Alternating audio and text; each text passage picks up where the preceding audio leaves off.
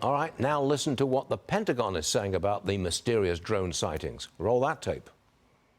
On any given day, approximately 8,500 drones are, in flight. And so the vast majority of these drones are going to probably be recreational or hobbyist.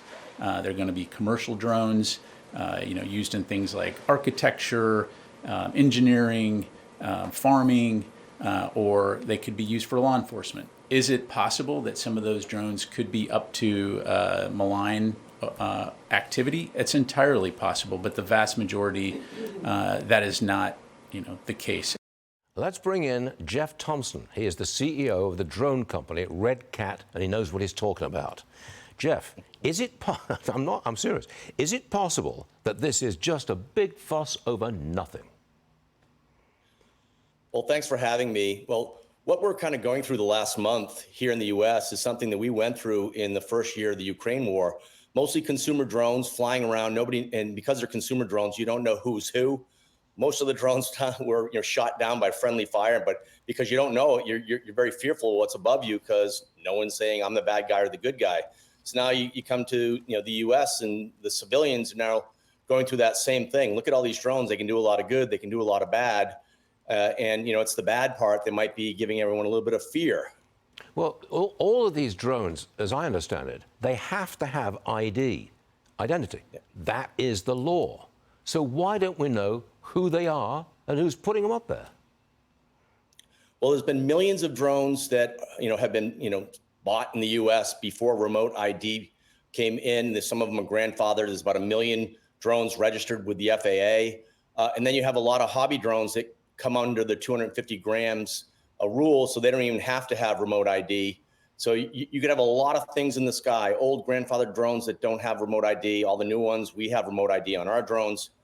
So there's a big bucket of drones that you don't know who's who. Again, back to how do you identify all these drones?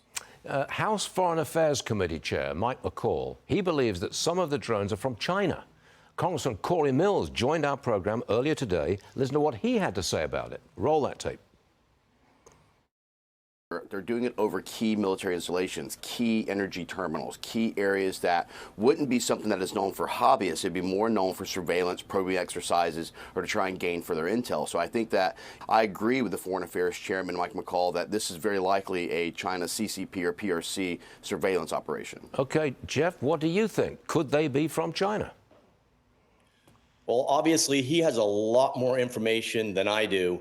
I don't see any evidence yet of this being a Chinese ops, but related to that, today in the Senate, they're going to be voting on the National Defense Authorization Act, which includes language that could result in all the Chinese drones in the United States being put on the covered list with the same as Huawei, which would be great for national security and also be great for made in USA drone manufacturing. One more for you. Your company just partnered with Palantir. How are you incorporating AI into your drones? Yeah, so we're putting their artificial intelligence on the Black Widow, which, as you've covered recently, we just won a large contract with the Army. This is, not many people are making money or getting any revenue yet from AI.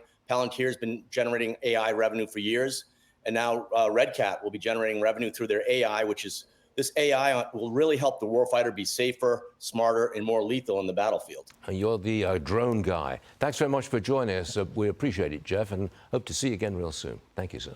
Great. Thanks for having me.